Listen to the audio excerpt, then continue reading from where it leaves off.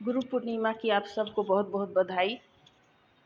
इस अवसर पर गुरु बिन भव निधि तरई न कोई, जो विरंची संकर सम होई।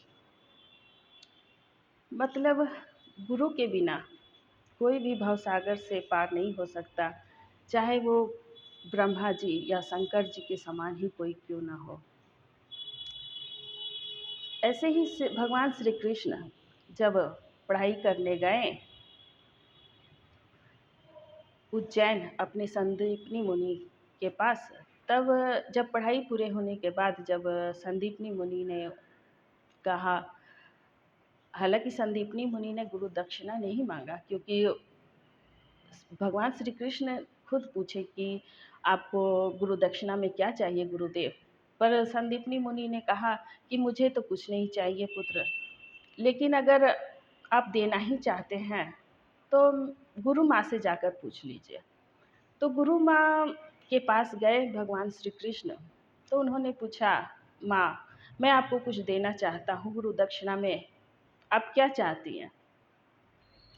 तो उनकी जो गुरु माँ थी उन्होंने कहा, बड़े उदास भाव से कहा कि गुरु दक्षिणा में पुत्र अगर आप मुझे कुछ देना ही चाहते हैं तो मेरे मरे हुए पुत्र को मुझे लौटा दे, क्योंकि उनका पुत्र बाल्यावस्था में ही अकाल मृत्यु को प्राप्त हो चुका था कुछ साल पहले।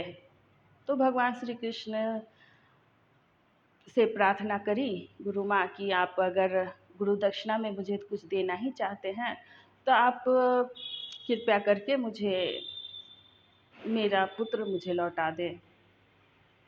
तो भगवान श्री कृष्ण बोले कि ठीक है, मैं आपकी इच्छा ज़रूर पूरी करूँगा।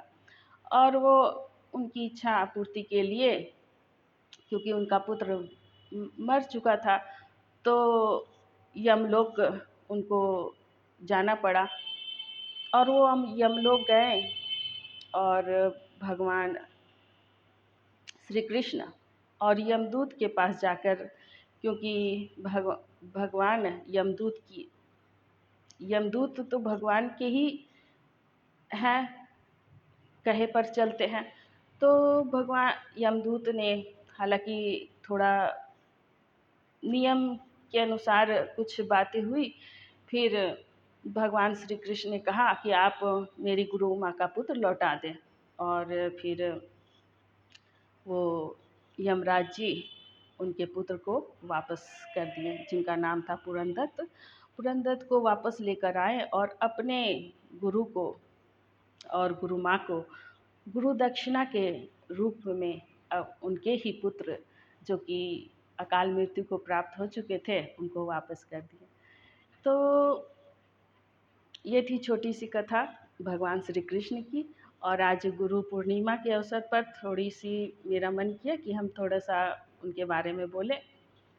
तो थोड़ी थोड़ी कथा, अगर जो भी हमें जानकारी है मैं आपको देने की प्रयास करूँगी।